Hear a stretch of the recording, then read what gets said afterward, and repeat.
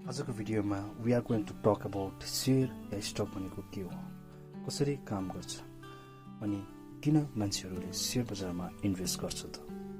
Simple ल्याङ्ग्वेजमा बुझौँ with real life इक्जाम्पलको पनि। यो video लास्टसम्म हेर्नुहोस् होला। स्वागत छ तपाईँलाई एकपल्ट फेरि मार्केट नलेज च्यानलमा। सबैभन्दा पहिले शेयर या स्टक भनेको के हो?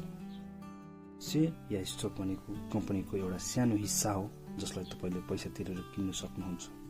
यदि तपाईले यो शेयर किन्नुहुन्छ भने तपाई त्यस कम्पनीको ठूलो या सानो शेयर होल्डर बन्न सक्नुहुन्छ, यानी तपाई त्यस कम्पनीको एउटा पार्ट अफ ओनर या त मालिक बन्न सक्नुहुन्छ।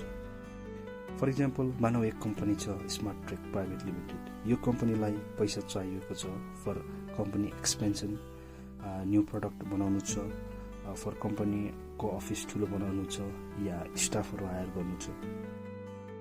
अब कम्पनीले यो पैसा राइज गर्न स्टक मार्केटमा आफ्नो शेयर बेच्न थाल्छ। तपाईले एक शेयर किन्नुभयो भने अब तपाई त्यस कम्पनीको एउटा शेयर होल्डर बन्न सक्नुहुन्छ या त तपाई त्यस कम्पनीको एउटा मालिक बन्नुहुन्छ। तपाई शेयर होल्डर भएपछि के तपाईलाई फाइदा हुन सक्छ त?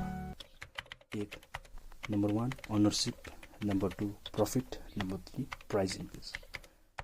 एक गरी बुझौँ यसलाई। ओनरशिप, तपाई त्यस कम्पनीको एउटा पार्ट अफ ओनर बन्नुहुन्छ या त तपाई त्यस कम्पनीको एउटा आफ्नो लेभलमा तपाई एउटा मालिक बन्न सक्नुहुन्छ।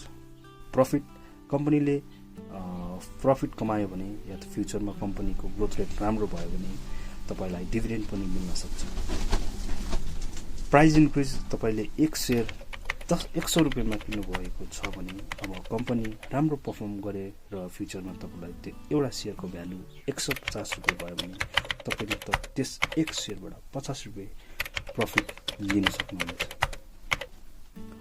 तरिका, लङ टर्म इन्भेस्टमेन्ट जसमा पेसेन्ट धेरै चाहिन्छ। अब यसलाई बुझौँ एउटा रियल इक्जाम्पलको साथ। मानौ रामले रिलायन्सको 10 शेयर किनेको छ। एक शेयरको दाम छ 2000 रुपैयाँ। सो उसले इन्भेस्ट गरेको छ 20000 रुपैयाँ। अब एक इयर पछि रिलायन्सले प्रफिट कमायो अनि शेयर प्राइस पुग्यो 2500 सम्म। अब रामले यो 10 शेयर सेल गर्यो भने उसले 25000 पाउँछ, यानी उसलाई 5000 को फाइदा हुनेछ। यस्तो अर्निङ स्टक मार्केटमा सकिन्छ, तर रिस्क पनि छ। स्टक मार्केटले उडान दिन्छ तर कहिले कहिले लस पनि दिन सक्छ। त्यसैले नलेज र रिसर्च धेरै इम्पोर्टेन्ट हुन्छ। शेयर या स्टक कहाँबाट किन्ने त? यो शेयर या स्टक किन्नुको लागि तपाईले डिमेट अकाउन्ट खोल्नुपर्छ। मोबाइलको थ्रु तपाईले बाइङ सेलिङ गर्न सक्नुहुनेछ।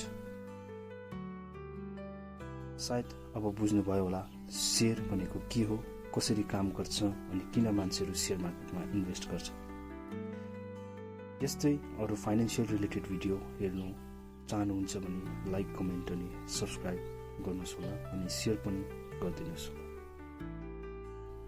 तपाईको एक शेयरले हाम्रो च्यानललाई ग्रोथमा मद्दत गर्नेछ।